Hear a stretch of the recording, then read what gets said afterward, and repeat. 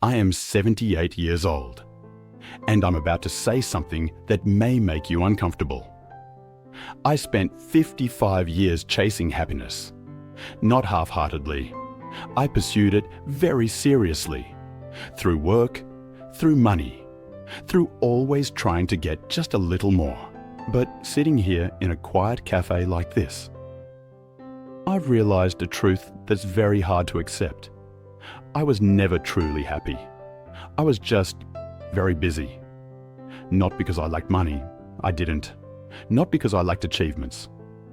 I reached the things other people call desirable. The problem is, no one ever told me that maybe I was chasing the wrong thing.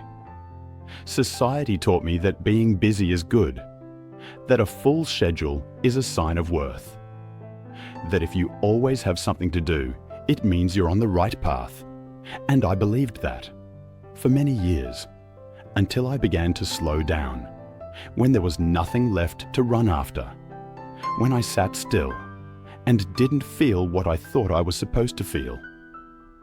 That was when I finally understood. There are things that look like happiness, sound like happiness, are rewarded like happiness, but are really just distraction, applauded by society. And if you're listening to this, maybe you're very busy too. Maybe you believe you'll be happier, just a little more. So I only want to ask you one question. If what you're calling happiness is really just busyness, when do you think you'll realize it? Back then, I truly believed that happiness was something you could achieve by having more work, more money, more milestones. I entered middle age with the feeling that I was on the right path. I worked more than before. My schedule was fuller than before. My income was better than before. And every time I achieved something new, I told myself, that's it. That must be happiness. That feeling came very quickly. An evening of pride, a handshake, a compliment, a good-looking number on a performance chart. I felt excited. I felt valuable.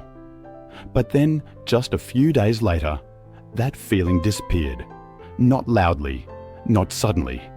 It simply slipped away quietly, leaving behind a small emptiness. And I filled that emptiness with the next goal. The environment around me fully supported this.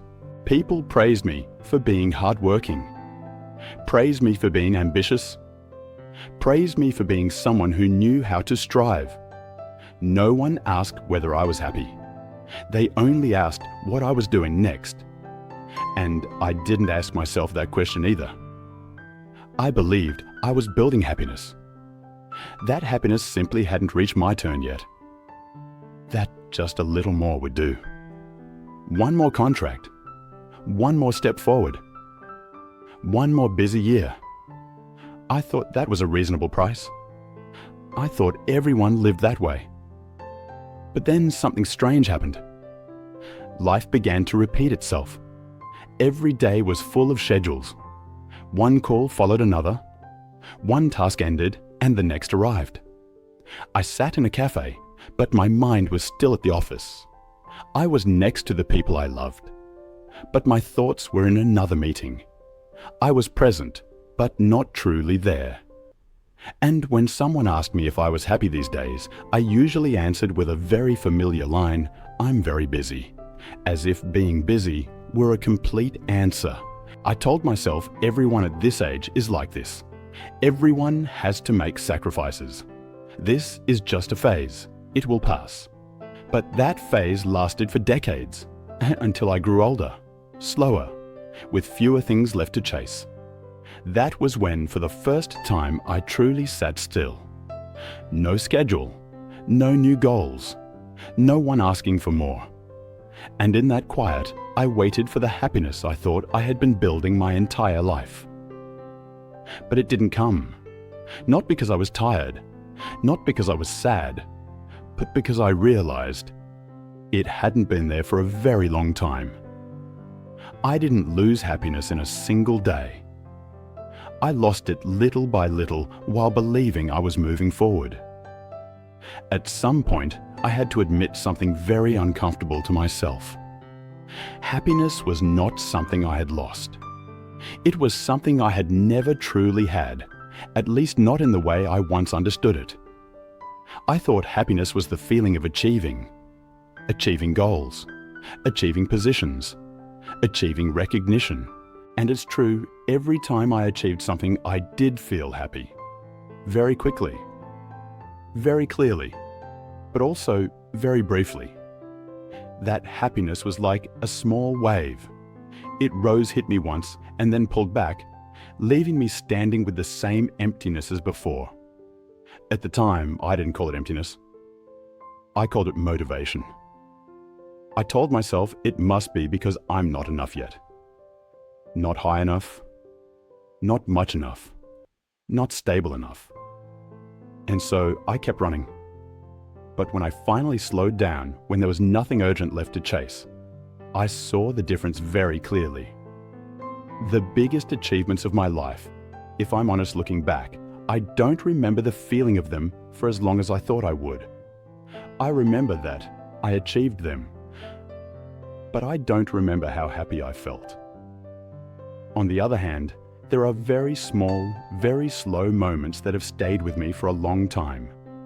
A morning with no rush, a cup of coffee drunk without looking at the clock, a conversation where I truly listened all the way through. Those moments didn't make me excited, but they made me feel enough. And that difference is what hurts me. Because when I look back, I see that too many of my days passed as if I were preparing for some other day. I woke up to get started, I spoke to get things done, I ate to have energy, I met people to maintain relationships. But very rarely did I fully stay in the moment I was actually living. There were mornings when I didn't feel the light. Conversations where I only listened halfway with the other half of my mind thinking about something else. Days that ended with me unable to answer the simple question of whether I had been happy that day. I never felt like I was living the wrong way. And that is exactly what made it dangerous. No one ever told me I was going astray. No one warned me that being busy is not the same as being happy. On the contrary, society constantly affirmed that I was doing the right thing. I was taught how to get more, taught how to optimize time, taught how not to waste opportunities. But no one taught me how to stop and feel. No one said that if you are not present, then even if you have everything, you will still feel nothing. I used to think happiness was a peak emotion, something intense, clear, worth showing off. But it turns out happiness is not loud like that. It doesn't look like victory, it looks like calm. It is the feeling of not needing more, not needing to prove anything, not needing to keep running. And when I understood that, I also understood something more painful. That for many years I had lived constantly facing forward without ever truly being in the present. I didn't fail. I didn't collapse. I just drifted. And the price of that was days I lived but don't remember. Feelings I didn't have time to feel. Moments I thought I would live later. Now at 78 years old, when money is no longer a big question, when achievements are no longer mentioned every day, I am sitting still for the first time and understanding very clearly, happiness is not the feeling of achieving. It is the feeling of enough. It doesn't depend on how much you have. It depends on whether you are present or not. And right now, when everything is narrowed down, when there are no numbers, no titles, just an old person sitting quietly with himself, I finally understand what happiness truly is. Now at this age, I no longer say I have a lot of time. The time left is not long, but at least I am no longer confused like before.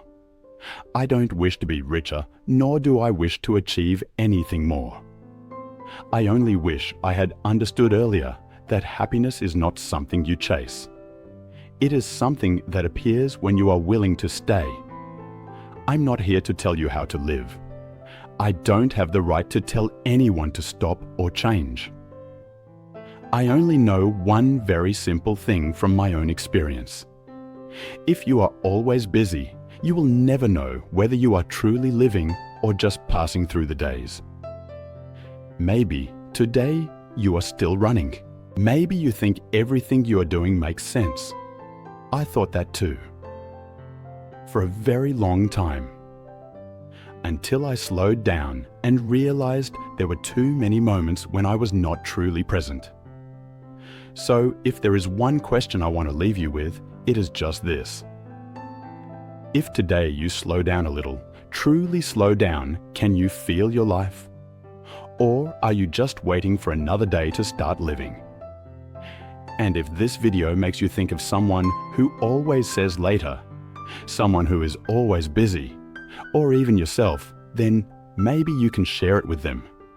Not to change them, just to remind them that time does not stand still. You can also leave a line here about a recent moment when you truly felt enough. It doesn't have to be big. It doesn't have to be special. It just has to be real. It took me almost a lifetime to understand that, and I hope you don't have to wait until you are sitting still like I am now to realize whether you have truly lived or not.